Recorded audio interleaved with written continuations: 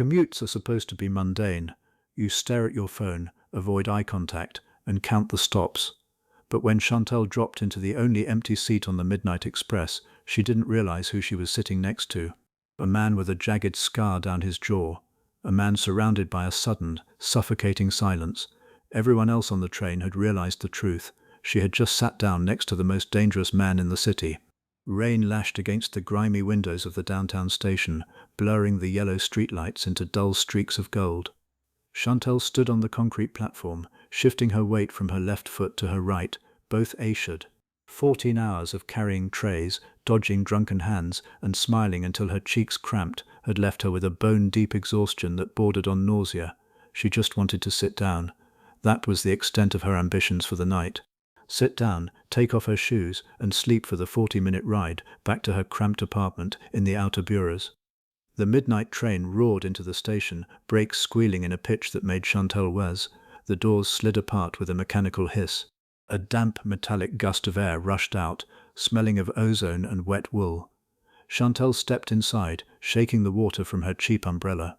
The carriage was crowded, not packed, but every seat was taken by late-night shift workers, exhausted college students, and people who looked like they were fleeing bad decisions. Chantal gripped a steel pole, resigned to standing. She closed her eyes for a second, letting the gentle sway of the accelerating train rock her tired muscles. Then she saw it. Near the middle of the car, tucked against the window, was an empty seat.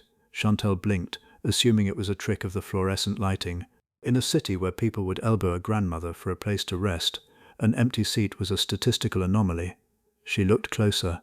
It wasn't entirely empty. A man occupied the window seat, leaving the aisle seat perfectly, beautifully vacant. She didn't hesitate. Chantal moved down the aisle, her worn sneakers making soft squeaks against the linoleum. As she walked, she didn't notice the strange geometry of the carriage. She didn't notice that the passengers standing nearby were pressed awkwardly against the opposite doors, actively avoiding the center aisle. She was entirely focused on the blue vinyl cushion. "Excuse me," she muttered, not really looking at the man as she slid into the space. She dropped her heavy canvas tote bag between her feet and let out a long, shuddering sigh of relief. The pressure lifted from her heels. It felt like absolute heaven. She leaned her head back against the glass partition and closed her eyes. It took her exactly 3 stops to realize something was wrong.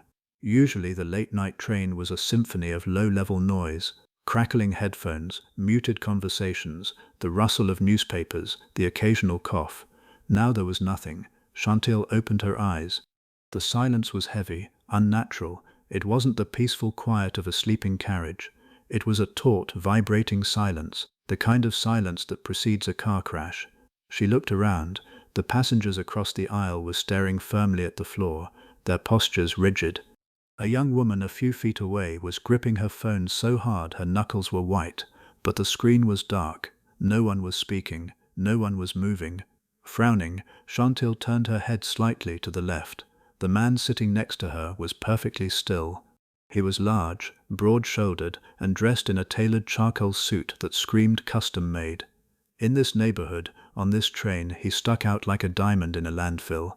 His hands rested on his thighs, long fingers, heavy silver ring on the right index finger, scars across the knuckles. Chantal let her gaze travel upward. A crisp black shirt unbuttoned at the collar, a strong, sharp jawline, and a scar. It started just below his left ear, jagging down aggressively across his neck and disappearing beneath his collar. It was thick, white, and jagged, a remnant of a blade meant to kill.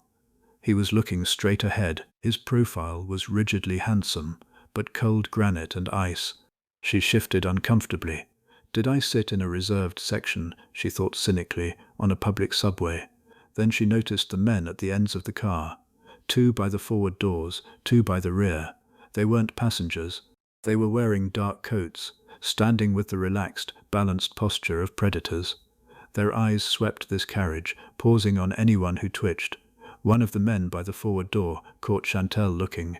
He didn't scowl. He didn't reach for a weapon. He simply tilted his head, his eyes narrowing in a silent, terrifying question. "Do you have a death wish?" Chantal suddenly understood the silence. This man beside her hadn't bought a ticket. He had bought the silence of the entire carriage. The empty seat wasn't a stroke of luck. It was a perimeter, a boundary line that every other person on this train had instinctively known not to cross. Everyone except her.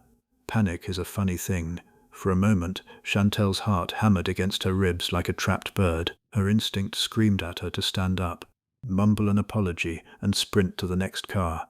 But as the adrenaline spiked, it collided with 14 hours of exhaustion, 2 double shifts, and an impending rent payment. She was tired. She was so unbelievably tired. Chantal looked from the bodyguard back to the scarred man. He still hadn't acknowledged her presence. If he wanted me dead for sitting here, I'd probably be dead already, she rationalized, her cynicism overriding her survival instincts, and my feet hurt too much to stand. Slowly, deliberately, Chantal broke the unspoken rule of the carriage. She uncrossed her arms, dug into her tote bag, and pulled out a cheap paperback novel. She cracked it open, settled back into the vinyl seat, and began to read.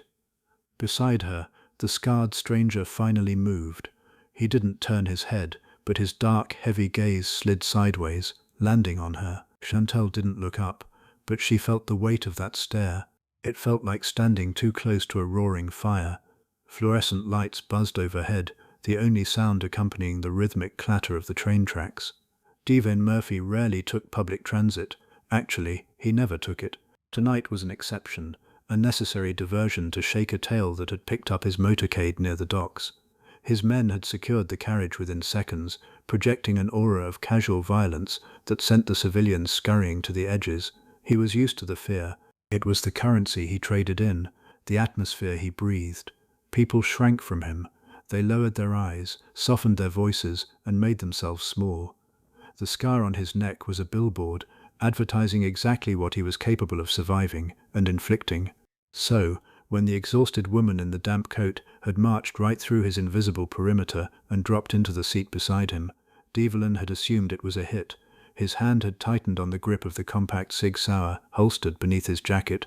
His guards at the doors had tensed, waiting for his signal to intervene, but Devlin had held them off with a micro-expression. He wanted to see her play, except there was no play. She had just sat down, sighed like the weight of the world was on her shoulders, and closed her eyes. Now she was reading a battered paperback. Devlin observed her peripherally. She wasn't carrying a weapon. Her canvas bag held the distinct shape of a Tupperware container and an umbrella. Her coat was cheap, fraying at the cuffs. She smelled like cheap vanilla perfume, fried food, and rain. She wasn't a killer.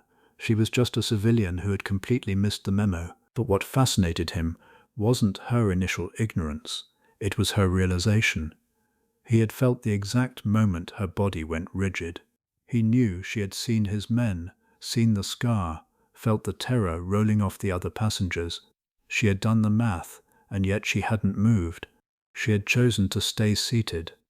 Devlin found himself, for the first time in years, mildly amused. The train rattled over a junction, swaying violently. Chantal's shoulder brushed against his bicep. She flinched, pulling away instantly, her eyes snapping to his profile. "Sorry," she whispered. Her voice was raspy, laced with fatigue. Devlin didn't say it was fine. He didn't say anything. He just slowly turned his head to look at her fully. Up close, his eyes were a startling cold grey. They stripped her down, cataloguing every detail. The dark circles under her eyes, the stubborn set of her jaw, the slight tremor in her fingers as she gripped her book. "You should move," Devlin said. His voice was a low, growly baritone that barely carried over the noise of the tracks. It wasn't a threat. It was a statement of fact. Chantal swallowed hard. The rational part of her brain was screaming at her to obey, but the sheer arrogance of the command sparked a flare of irritation in her chest. She was tired of rich, entitled men telling her what to do. My feet hurt," Chantal replied, her tone remarkably flat given the circumstances. Devlin's left eyebrow twitched upward. "Excuse me, my feet hurt," she repeated, gesturing vaguely downward. "I've been standing for 14 hours. If you want this whole row to yourself, you should have bought 2 tickets. Otherwise, I'm staying right here until my stop." The silence in the immediate vicinity seemed to thicken. The guard nearest to them shifted his weight, his hand drifting toward his lapel. Devlin raised a single finger, and the guard froze. Devlin looked back at Chantel. She was terrified. He could see her pulse beating rapidly at the base of her throat, but she was holding her ground, a bizarre mix of absolute terror and complete exhaustion. "Brave," Devlin murmured, turning his gaze back to the window. "Or stupid, just tired," Chantel muttered, returning her eyes to her book. The words on the page were a blur. She wasn't reading. She was actively focusing on breathing, inhaling the scent of his expensive cedar cologne mixed with something cold and metallic. They rode in silence for another 10 minutes. The train passed through a series of abandoned stations, the dark concrete pillars flashing by like strobe lights. Chantel began to relax slightly. The immediate danger seemed to have passed. The man beside her was entirely still, a statue carved from tailored wool and menace. She leaned her head back against the glass again, letting the rhythm of the train lull her. Then the lights flickered.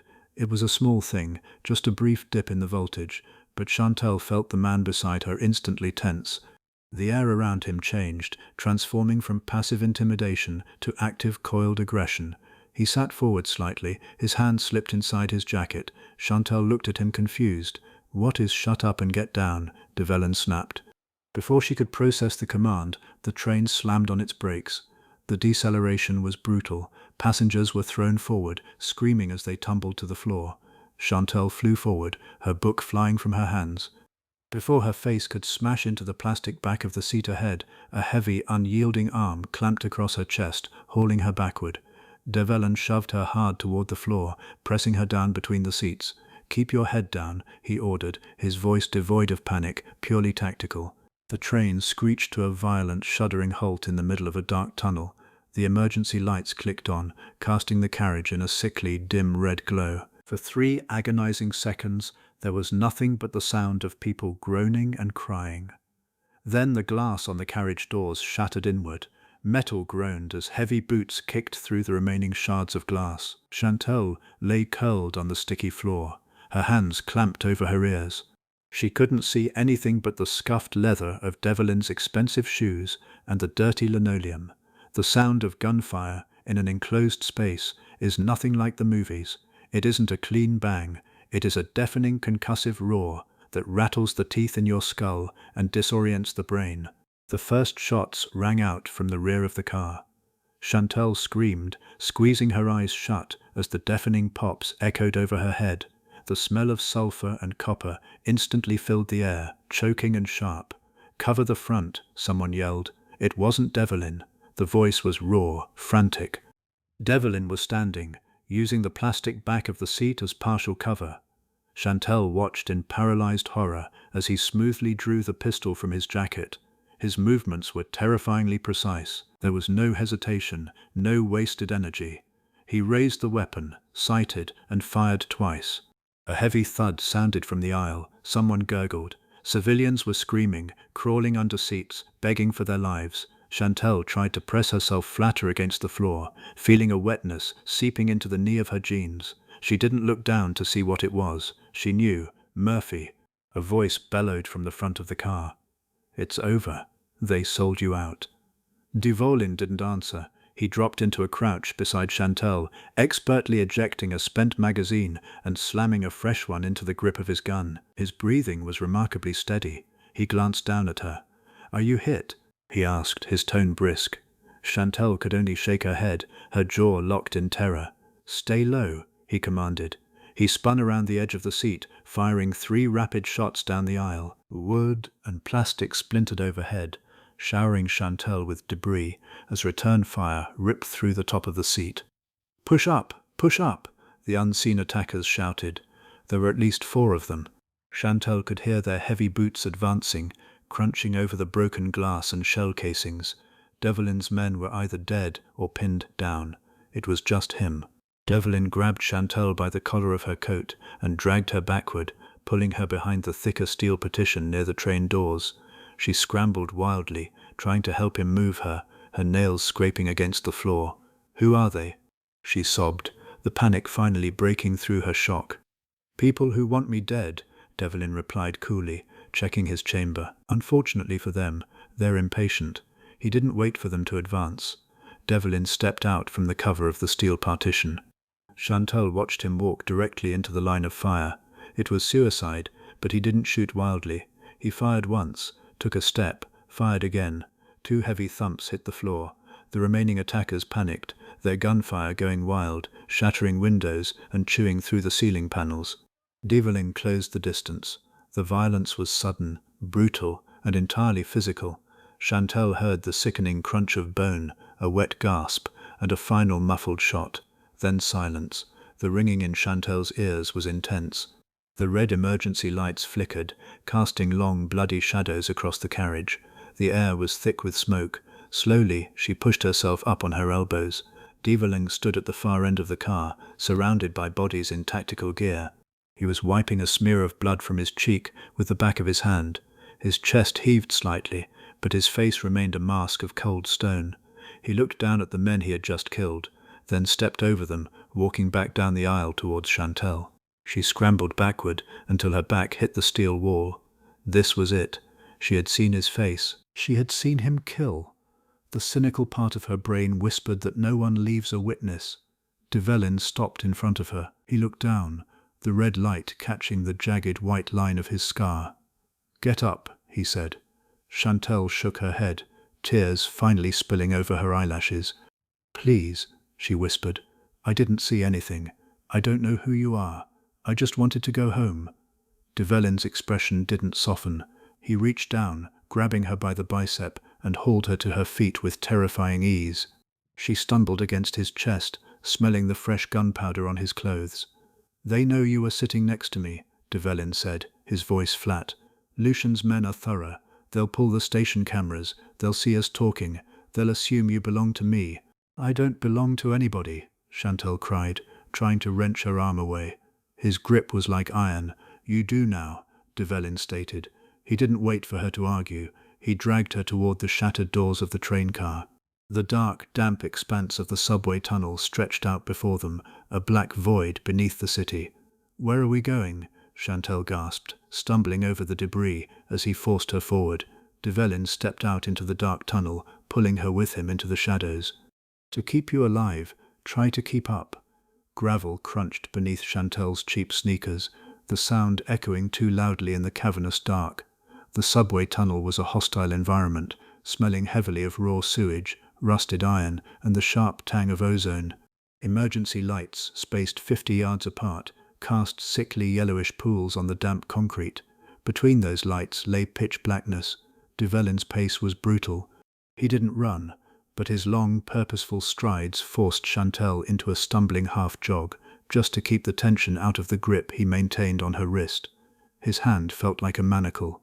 Her lungs burned. The 14 hours of waiting tables had already drained her, and the adrenaline dump from the shootout was rapidly fading, leaving behind a hollow, nauseating weakness. "I need," Chantal gasped, her foot catching on a thick, rubberized cable running along the tracks. She pitched forward. Devlin didn't let her fall. He yanked upward, arresting her momentum with a jolt that pulled at her shoulder socket. He didn't offer a word of comfort. He just held her upright for 2 seconds, letting her regain her footing, and then resumed walking. "Quiet," he murmured, his voice barely a vibration in the heavy air. "Sound carries down here." Chantal swallowed the sob that threatened to tear out of her throat. She focused on the back of his ruined charcoal suit. It was dusted with plaster and stained with darker, wet patches. He moved with a predatory grace that seemed entirely at odds with his bulk. Every few dozen yards, his head would snap toward a side passage or a maintenance alcove, his free hand hovering near the weapon holstered at his hip. They walked for what felt like an hour, though Chantal's sense of time was entirely shattered. The tunnel began to incline, the air growing marginally cooler. Above them, the faint rhythmic thrum of city traffic vibrated through the ceiling. "Where are we?" she whispered. "Under the garment district," Devlin replied, not looking back.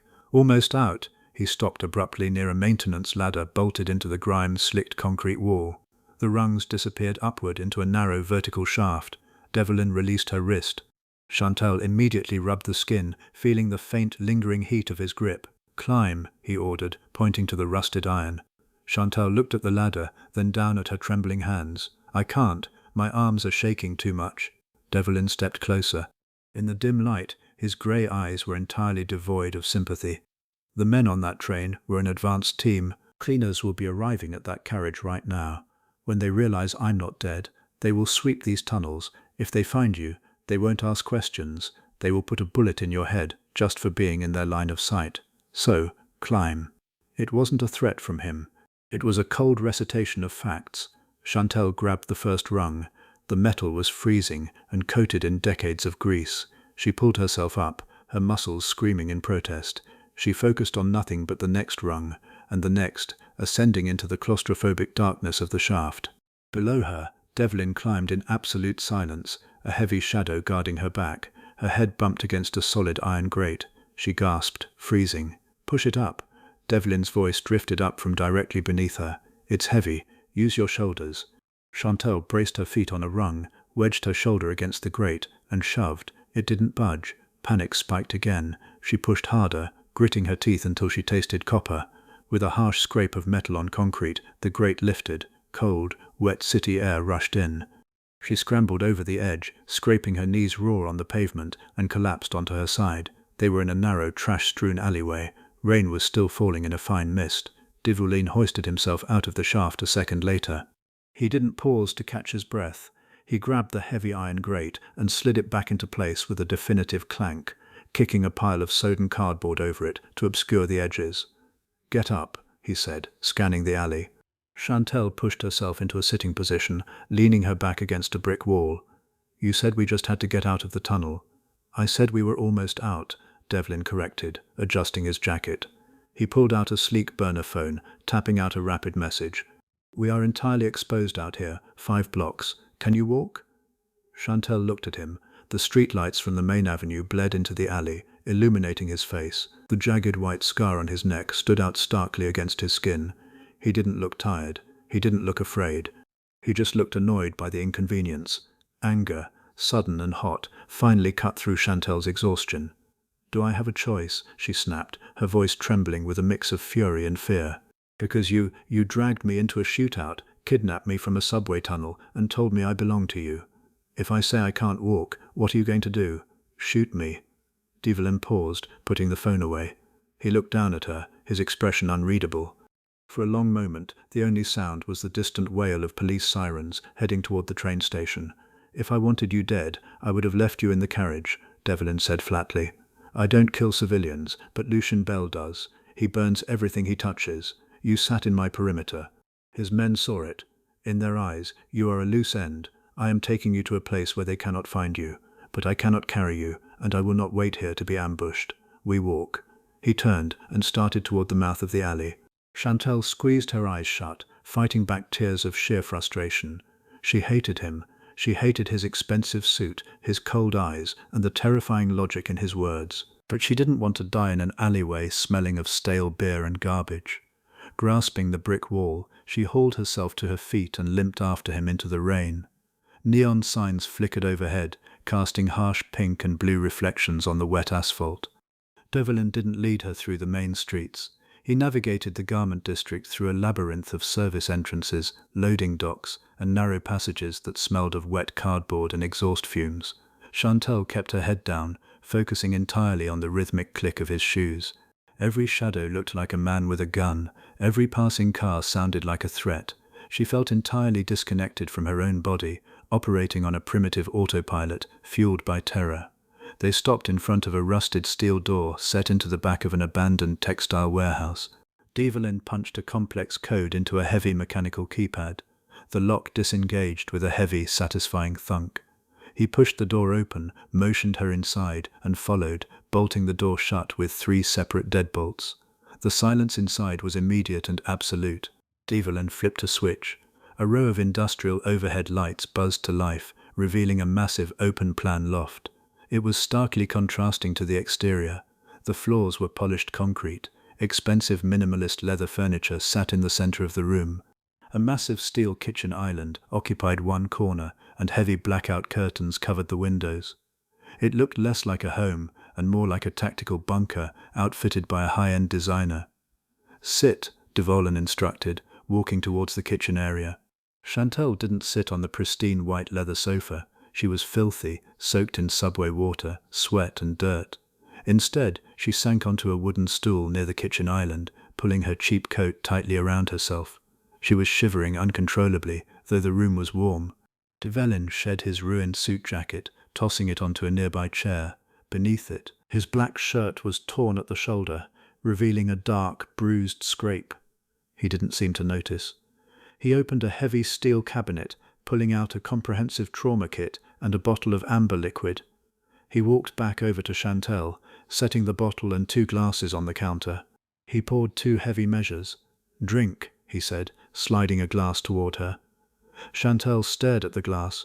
"Is it poisoned?" she asked, her voice cracking. A ghost of a smirk played at the corner of Devlin's mouth. It was the first sign of human emotion she had seen from him. "It's a $200 scotch. Poisoning it would be a tragedy." He picked up his own glass and downed it in a single swallow. Chantal wrapped her trembling fingers around the heavy crystal. She brought it to her lips and took a sip. The liquor burned a fiery path down her throat, hitting her empty stomach with a jolt of heat that made her gasp. She coughed, tears pricking her eyes, but the violent shivering in her shoulders began to subside. Devlin opened the trauma kit. "Take off your coat." Chantal instinctively crossed her arms. "I'm fine.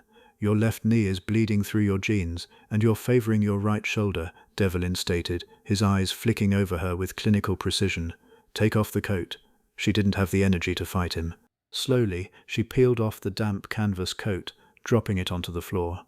Underneath, she wore a faded blue diner uniform stained with coffee and ketchup from her shift. Devlin didn't comment on the uniform. He pulled out a pair of medical shears and knelt in front of her. "What are you doing?" she yelped, pulling her leg back. "Accessing the wound," he said, grabbing her ankle firmly. With 2 quick snips, he cut the fabric of her jeans away from the knee, revealing a nasty, jagged scrape embedded with grit from the subway floor. He moved efficiently, cleaning the wound with an antiseptic wipe. It stung viciously. Chantal hissed, gripping the edges of the stool. Devlin didn't apologize, but his hands were surprisingly steady and careful. "Who is Lucian Bell?" Chantal asked. The alcohol was loosening her tongue, cutting through the shock. Devlin paused, a fresh bandage in his hand. He looked up at her. "Someone you never wanted to meet." "That's not an answer." He applied the bandage, pressing the adhesive edges down firmly. He stood up, towering over her. "Lucian Bell controls the docks, the unions, and half the politicians in this city. He and my father had an arrangement. My father died 2 weeks ago. Lucian decided the arrangement died with him and that my family's territory was up for grabs. A mob war," Chantal breathed, the absurdity of the situation crashing over her. She was a waitress from the outer boroughs. She worried about paying for heating gas and keeping her cat fed. "Mob wars were things that happened on television, a transition of power," Devlin corrected smoothly, putting the supplies back in the kit. "One that Lucian is handling poorly. He thought he could take me out quickly tonight. He failed, and now I'm stuck in the middle of it." Chantal looked down at her hands. "I just wanted to sit down. That's all I wanted. One empty seat." Devlin leaned against the counter, studying her. The harsh overhead light cast deep shadows over his sharp features, emphasizing the brutal scar on his neck. "In my world, there are no empty seats," Devlin said quietly. "Everything has a price. You paid for that seat the moment you sat in it. Now you belong to the perimeter." Chantal looked up, meeting his cold, grey eyes. "I have a job. I have rent to pay. I have a life. You can't just lock me in a bunker. Your life is currently on a hit list, Chantal," he said. She froze. "How do you know my name?" Devlin tapped the side of his head. "I saw your name tag on your uniform. I notice everything. It's how I stay alive. And right now, it's how you're going to stay alive. You will stay here. You will not leave. You will not contact anyone. If you do, Lucien will find you, and his men are not as polite as I am." "Polite?" Chantal scoffed, a bitter laugh escaping her lips. "You dragged me through a sewer. I kept you breathing." Devlin countered, his voice dropping an octave, losing its conversational tone. "Don't confuse my methods with cruelty. I am the only reason you are not lying in a body bag on that train." He pushed off the counter and picking up his glass and the bottle. "There's a bedroom down the hall, a bathroom with hot water. Lock the door if it makes you feel better. But understand this," he paused, looking back at her over his shoulder. "You are in my world now. You play by my rules, or you die by theirs." The mattress was too soft. That was Chantal's first conscious thought.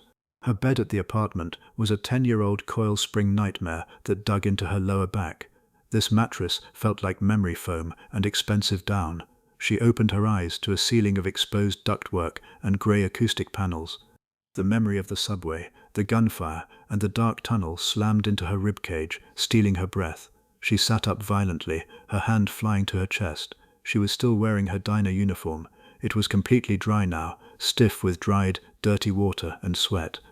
Her knee throbbed with a dull, rhythmic ache, but the bandage was secure. Chantal swung her legs over the side of the bed. The bedroom was windowless, illuminated only by a low wattage lamp on the nightstand. There was a clean stack of clothes, folded neatly at the foot of the bed. Black sweatpants, a grey t-shirt, and thick socks. They were men's clothes, vastly oversized, smelling faintly of the same cedar and metal scent that clung to Devlin Murphy. She stared at the clothes. The pragmatic, exhausted part of her brain told her to put them on. The cynical, terrified part told her that changing clothes meant accepting this new, terrifying reality. Pragmatism won. She felt disgusting. Chantal stripped off the stiff uniform, leaving it in a heap on the floor, and pulled on the oversized garments. She rolled the waistband of the sweatpants over 3 times to keep them from falling down. She opened the bedroom door. The heavy click of the latch echoed loudly. The main area of the loft was bathed in the harsh artificial glare of the overhead industrial lights. Devlin was standing at the steel kitchen island. He had discarded the torn black shirt. He wore a fresh white undershirt, his shoulder wrapped in thick white gauze. He was speaking in a low, rapid cadence into his burner phone. The language was Italian, the tone clipped and brutal. He didn't look like a man who had survived an assassination attempt a few hours ago. He looked like a CEO orchestrating a hostile takeover. Chantal hovered in the hallway, watching him. Without the tailored jacket, she could see the roadmap of violence etched into his body. The scar on his neck wasn't an anomaly. It was part of a matched set. There was a puckered burn mark on his left bicep and a long pale slice across his right forearm. He was a man who lived his life in the crosshairs. Devlin ended the call, tossing the phone onto the steel counter. He didn't turn around, but he knew she was there. "There's coffee in the pot," he said. His voice was raspy with fatigue. Chantal walked into this kitchen. She bypassed the coffee and went straight to the sink, turning on the tap and letting the cold water run over her wrists, grounding herself. "I need to call my landlord," Chantal said to the stainless steel basin. "No." She turned the water off and faced him. "I have a cat, Devlin. He's locked in my apartment. I have shifts at the diner. If I don't show up, I lose my job. If I don't pay rent by Friday, I lose my apartment. I am entirely expendable to the world. I don't have a trust fund or a criminal empire to fall back on." Devlin poured himself a cup of black coffee. His movements were stiff, his injured shoulder clearly bothering him. "Your landlord is fine. Your job is irrelevant. Your life as you knew it paused the moment Lucien's men saw your face. So I'm just supposed to sit here?" Chantal's voice rose, the pitch tightening. "For how long? A day? A week? Until you decide it's safe for me to go back to serving hash browns?" He took a slow sip from his mug, his grey eyes locking onto hers. "Until Lucien Bell is dead." The bluntness of the statement sucked the air out of the room. He didn't say it with malice. He stated it like a weather forecast. "You're going to kill him," Chantal whispered. "I'm going to remove a threat to my organization," Devlin corrected. "And until that happens, you do not exist. If you call your landlord, Lucien's men trace the call. They visit your apartment. They break your landlord's fingers until he gives them the master key. They find your cat. They kill it and leave it on your pillow as a message. Then they wait in the dark for you to come home." Chantal felt the blood drain from her face. Her stomach churned. "You're trying to scare me." "I am trying to keep you alive." Devlin set the mug down. He walked around the island, closing the distance between them, until he was standing just a foot away. Chantal held her ground, refusing to shrink back, even though he towered over her. "Look at me," he commanded softly. She looked up. Up close, the exhaustion in his eyes was staggering. The cold, impenetrable facade cracked just enough to show the immense, crushing weight he was carrying. "I didn't ask for you to sit next to me," Devlin said, his voice dropping to a growly murmur. "I didn't want a civilian in my perimeter, but you are here, and I do not let the people under my protection die. Understand?" Chantal swallowed hard. The sheer intensity of his gaze was a physical pressure. She hated him for stripping away her agency, but she believed him. He wouldn't let her die, not because he cared about her, but because letting her die would be a failure of his own absolute control. "Who is feeding my cat?" she asked, her voice cracking. Darlan's jaw twitched. A long, heavy pause stretched between them. Then he reached into his pocket and pulled out a small set of keys. Her keys. "I sent a man to your apartment 3 hours ago. Darlan said he packed a bag of your things. He took the cat to a secure veterinary boarding facility in Connecticut under an alias. The rent for your apartment has been paid in cash for the next 6 months. Chantal stared at the keys dangling from his scarred fingers. The efficiency of it was terrifying. He had dismantled and secured her entire life while she was asleep. "You went through my things," she said flatly. "I secured an asset," he replied, pocketing the keys again. "Drink some coffee, Chantal. You look like a ghost." He turned and walked toward a bank of computer monitors on a far desk, dismissing her entirely. Chantal stood by the sink, the cold metal pressing into her spine. She was safe, her cat was safe, her rent was paid, and she had never felt more like a prisoner in her entire life. The safe house possessed no windows, which meant time ceased to be a linear concept. The harsh overhead lights remained a constant, artificial noon. Chantal paced the perimeter of the loft, tracking her steps. 412 paces to make a complete circuit. It had been roughly 48 hours since the subway. Darlan barely slept. He lived at the bank of computer monitors, orchestrating a shadow war through encrypted communications and burner phones. The loft had become a tactical nerve center. Chantal watched him from the kitchen island, a silent observer to the brutal machinery of his life. He didn't yell, he didn't throw things. When he ordered a hit or authorized a retaliation, his voice remained completely level. That was the most terrifying part, the absolute lack of emotion. Chantal poured her 4th cup of coffee. The caffeine did nothing to clear the fog in her brain. It only made her hands shake. She walked over to the desk, stopping a few feet away from his chair. "I need to do something," she said. Devlin didn't look up from the screen displaying a grid of surveillance feeds. "Read a book. There's a shelf in the bedroom. I've read them. They're all political biographies and military history.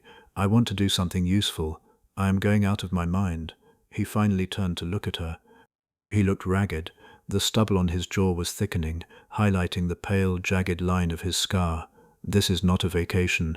Your job is to stay out of the way and stay alive." "I know how to cook," Chantal shot back, pointing at the massive, unused kitchen. "I've been watching you eat protein bars and drink scotch for 2 days. The refrigerator is fully stocked. Let me make something." Devlin studied her. He seemed to recognize the frantic edge in her voice, the desperate need for normally in an abnormal situation.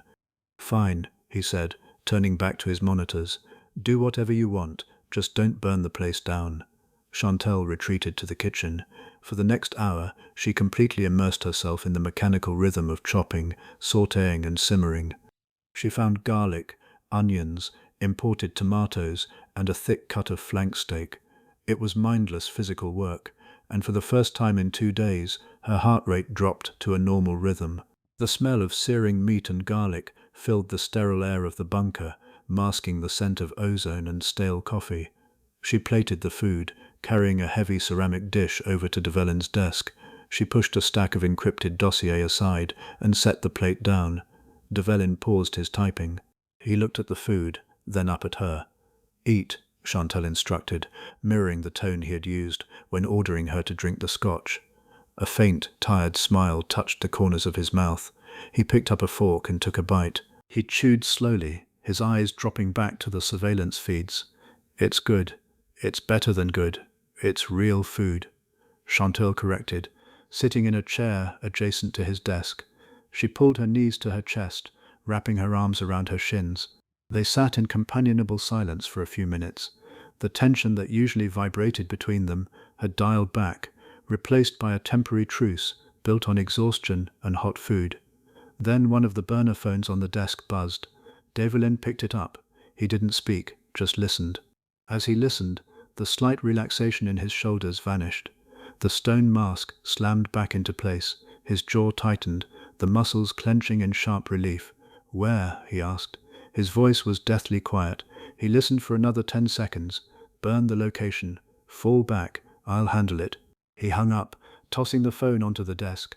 He pushed the half-eaten plate of food away and stood up. What happened? Chantal asked, her own anxiety spiking instantly.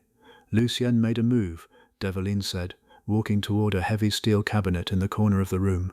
He punched in a code, and the doors swung open, revealing an arsenal of weaponry that made Chantal's stomach plummet. He didn't go after my territory. He went after my people. He pulled out a tactical vest, throwing it over his shirt, and began loading magazines into the pouches with terrifying speed. Where are you going? Chantal stood up, taking a step toward him. To fix it, he grabbed a heavy matte black assault rifle, checking the chamber. You're leaving me here. Devlin turned to her. His eyes were cold, calculating, completely detached from the man who had just quietly eaten a meal she cooked. The door is on a timed electromagnetic lock. It will not open from the inside or the outside for the next 12 hours. You are completely secure. And if you don't come back in 12 hours, Chantal asked, her voice shaking. The realization hit her with the force of a physical blow. If he died out there, she was locked in a subterranean bunker. Devlin paused. He looked at her, truly looked at her, registering the genuine terror in her eyes. He crossed the room, his heavy boots silent on the concrete. He stopped right in front of her. He reached out, his large scarred hand gently gripping her shoulder. His touch was firm, grounding. I will come back, Devlin said. It wasn't a promise, it was an absolute certainty forged in arrogance and a violent will to survive. Lock the bedroom door. Do not open it until you hear my voice. He turned and walked toward the heavy steel exit. The deadbolts retracted with a series of loud mechanical clacks. He stepped through the threshold and the door slammed shut behind him. The silence that fell over the bunker was immediate and suffocating. Chantal stood entirely alone, the smell of garlic and searing meat still hanging in the air, a cruel reminder of a normally that had just been shattered all over again. 12 hours in a sealed subterranean bunker is enough to break a mind not built for isolation. Silence became a physical weight. Without the hum of Delin's encrypted calls or the sharp clack of his keyboard, the loft felt like a concrete tomb. Chantal scrubbed the heavy steel kitchen island until her knuckles were raw. She washed the dishes. She organized the dried goods in the pantry. She did everything possible to keep her brain from calculating the terrifying odds of her current reality. If Devlin died, the door would unlock at 8 a.m., but he wouldn't be the one walking through it. Lucien Bell's cleaners would find the bunker. They would breach the door, and they wouldn't ask her name before they pulled the trigger. 7 hours passed, then 9. Chantal sat on the floor, her back pressed against the cold steel of the front door. She had pulled her knees to her chest, wrapping her arms tightly around her shins. The oversized sweatpants provided little warmth against the chill radiating from the metal. She stared at the digital clock mounted above the server rack. 7:42 a.m. 18 minutes. Her heart battered against her ribs in a frantic, irregular rhythm. She had armed herself with a heavy cast-iron skillet from the kitchen. It was a pathetic, laughable weapon against men with assault rifles, but she refused to die cowering in the bedroom. If they came through that door, she was going to swing. 07:55 a.m. 5 minutes. Chantal squeezed her eyes shut. She thought about her cat. She thought about the smell of cheap coffee at the diner. She thought about the jagged white scar on Devlin's neck and the surprising gentleness in his hand when he touched her shoulder. 7:59 a.m. The heavy mechanical relays inside the doorframe began to click. It sounded like a bank vault disengaging. One heavy clunk, then a second, finally a sharp pneumatic hiss. Chantal scrambled backward, her hands gripping the handle of the skillet so hard her fingers went numb. She braced her feet on the polished concrete. The heavy steel door groaned outward. A figure filled the doorway, backlit by the dim, flickering fluorescence of the outer corridor. Chantal raised the skillet, her breath catching in her throat in a sharp, ragged gasp. Devlin stumbled forward. He didn't walk with his usual predatory grace. He practically fell over the threshold, catching himself heavily against the wall. The tactical vest he wore was shredded across the ribs. His left arm hung uselessly at his side, and his face was smeared with soot and ash. He looked up at her. His grey eyes were glassy, unfocused, fighting a losing battle against shock. He saw the cast-iron skillet raised above her head. A faint, strained huff of amusement escaped his lips. "Put the pan down, Chantal. he rasped, his voice barely a whisper. "I'm not making eggs." He pushed off the wall, took one unsteady step toward the kitchen island, and collapsed. He didn't brace his fall. He hit the concrete floor like a felled oak, his sheer mass making a sickening thud. Devlin, the skillet clattered to the floor. Chantal threw herself to her knees beside him. The metallic tang of fresh trauma hit her nose immediately. It was everywhere. She grabbed his right shoulder, rolling him onto his back. He groaned, a deep guttural sound of pure agony. "Devlin, hey, look at me." She tapped his cheek. His skin was freezing, clammy with cold sweat. His eyelids fluttered, revealing slits of pale grey. "Vest," he choked out, his right hand weakly clawing at the heavy Velcro straps. "Get it off." Chantal didn't hesitate. The terrified waitress vanished, replaced by a woman running purely on adrenaline and necessity. She ripped the Velcro tabs open, hauling the heavy ballistic plates off his chest and tossing them aside. His black shirt was soaked through, clinging to his torso. She gripped the hem and ripped it upward, a long, jagged laceration carved across his left side, just below the rib cage. It wasn't a bullet hole. It looked like he had been dragged across broken glass and jagged steel. It was deep, angry, and weeping steadily onto the pristine concrete. "Oh, God!" Chantal breathed, her stomach turning violently. "Kit!" Devlin grunted, his head rolling to the side. "Cabinet!" Chantal scrambled up, sprinting to the steel cabinet he had used 2 days ago. She hauled the heavy trauma kit back to the floor, ripping open the latches. Gauze, pressure bandages, medical stapler, saline. "What do I do?" she asked, her voice cracking. "I don't know how to do this." Devlin forced his eyes open, pinning her with a gaze that was rapidly dimming, but still fiercely commanding. "Pour the saline, clean it, then pack it with gauze hard." She grabbed the plastic bottle of saline, twisting the cap off with her teeth. She poured it directly over the ragged tear in his side. Devlin's entire body went rigid, a choked scream dying in the back of his throat, his jaw locked, the muscles standing out in sharp relief. "I'm sorry." "I'm sorry," Chantal babbled, her hands shaking violently as she tore open a massive square of trauma. "Don't apologize," he ground out through clenched teeth. "Pack it." She pressed the thick wad of cotton directly into the wound, leaning her weight onto her palms to apply maximum pressure. Devlin arched off the floor, his right hand flying up to grab her wrist in a vice grip. He didn't pull her away, he just squeezed, anchoring himself to her pain while he rode out his own. They stayed like that for 10 minutes. The only sounds in the bunker were Devlin's ragged, shallow breathing and the frantic hammering of Chantal's own heart.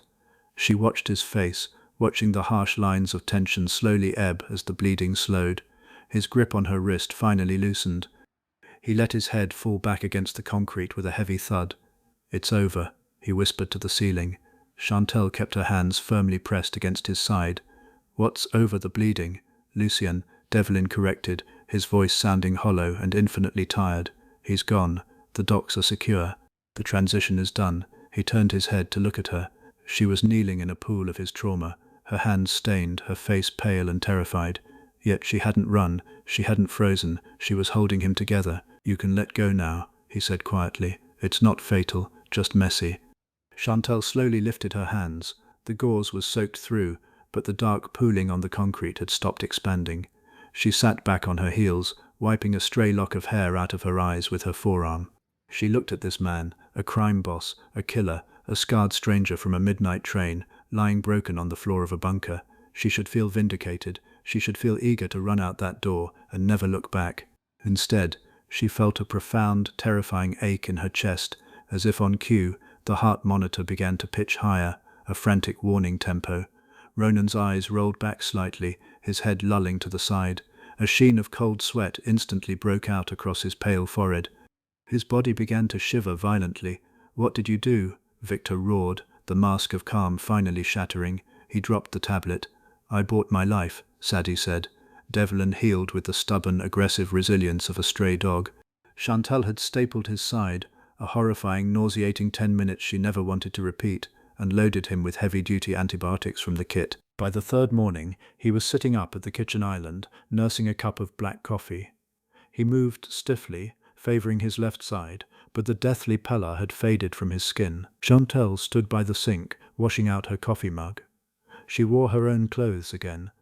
Her jeans were still missing a knee, and her coat was slightly damp from being washed in the sink, but she felt like herself partially. A thick, unmarked manila folder sat on the steel counter between them. Devalen tapped the cardboard with his index finger. "It's all in here." Chantal turned the water off. She dried her hands on a towel, not looking at him. "What is your life?" returned. Devalen's tone was strictly business, cold, efficient, entirely detached. "The deed to your apartment building. I bought it through a shell company. You'll never pay rent again. There's a new bank account in your name with enough capital to ensure you never have to carry a tray in a diner for the rest of your life. Your cat is already back in your living room." Chantal stared at the folder. It was a golden ticket. It was everything a tired, broke waitress from the outer boroughs could ever dream of. Financial freedom, security. It felt like a severance package. "You're paying me off," Chantal stated, her voice remarkably steady. "I am compensating you for your involuntary involvement," Devalen corrected, refusing to meet her eyes. He stared rigidly at the wall behind her. "Lucien's entire network has been dismantled. The streets are clean. No one knows who you are. You are completely safe to walk out that door."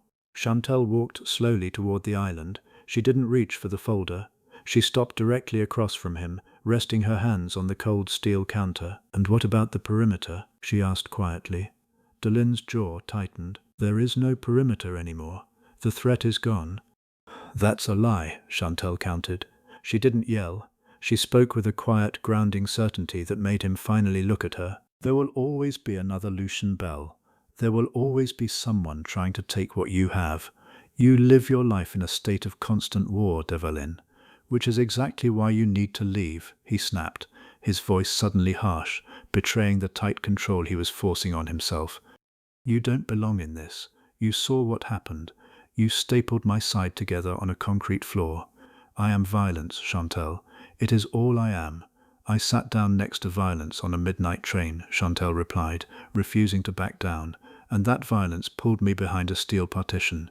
That violence dragged me through a subway tunnel, gave me a safe place to sleep, and took a bullet to make sure I could walk out of here alive." Devalen stood up. The sudden movement clearly pulled at his staples, a grimace flashing across his face, but he ignored it. He leaned over the counter, closing the distance between them. "You are confusing adrenaline and gratitude with something else," he warned, his grey eyes piercing hers. "Go home, Chantal. Take the money. Buy a better mattress. Forget you ever saw me." Chantal looked at him. She looked at the harsh, jagged scar on his neck. She remembered the silence of the train carriage, the absolute terror of the people who knew what he was. She knew exactly what he was. He was a monster to the rest of the city, but he wasn't a monster to her. She reached out across the counter. Devalen flinched slightly, a microscopic reaction as her fingers brushed against the collar of his shirt. She didn't pull away. She gently traced the very top of his scar with her thumb. His breath hitched, his entire body going terrifyingly still under her touch. "I don't want to forget," Chantal whispered. The cynicism that had defined her entire life, the belief that the world was entirely transactional, that no one looked out for anyone else, was gone, burned away in the crucible of the last 5 days. Chantal Devalen breathed a low, desperate warning. "I spent my whole life being invisible," she said, her voice firm, "standing on my feet for 14 hours a day, serving people who didn't even look at my face. You looked at me, you saw me, and you protected me." She pulled her hand back, picking up the manila folder. She didn't open it. She walked over to the industrial trash can in the corner of the kitchen and dropped it inside. It hit the bottom with a dull, heavy thud. Devlin stared at her, genuinely shocked. It was an expression she had never seen on his face. "Do you have any idea what you just threw away?" "I know exactly what I threw away," Chantal said, walking back to him. "I threw away an empty seat. I don't want to sit by myself anymore." Devlin looked at her for a long, agonizing moment, the heavy protective walls he had built around himself. The walls made of violence, wealth, and isolation seemed to crack down the middle. He didn't offer her a safe life. He couldn't. He could only offer her his world, with all its inherent terrifying risks. He reached across the counter, his large hand wrapping gently around the back of her neck. He pulled her forward, his forehead resting heavily against hers. He smelled of coffee, expensive soap, and danger. "You realize, Devellin murmured, his voice a growly vibration against her skin, that if you stay, I will never let you go. The perimeter becomes permanent. Chantal closed her eyes, leaning into his touch. I know, it's dangerous, it's loud, it's violent. I've got a cast-iron skillet, she whispered, a small, genuine smile finally breaking across her face. I can handle it. Devellin chuckled, a low, dark sound that rumbled in his chest. He turned his head slightly, pressing his lips against her temple. It wasn't a soft romantic kiss. It was a brand, a claim, a promise of absolute protection. The heavy steel door of the bunker remained closed. Outside, the city moved on, completely unaware of the shift in the underworld. But inside, the silence was no longer terrifying. It was shared. Chantal had taken the last seat beside a scarred stranger, and she had no intention of ever standing up. Thank you for experiencing this dark, gripping journey with us. If Chantal's bravery and Delin's fierce, protective nature kept you on the edge of your seat, hit that like button to show your support. We pour our hearts into crafting these deeply human, intense narratives, and your engagement fuels our next creation. Don't forget to share this story with a friend who loves a grounded, gritty mafia romance with real emotional stakes. Subscribe to our channel and turn on notifications so you never miss a new upload. What should we write next? Drop your ideas in the comments below.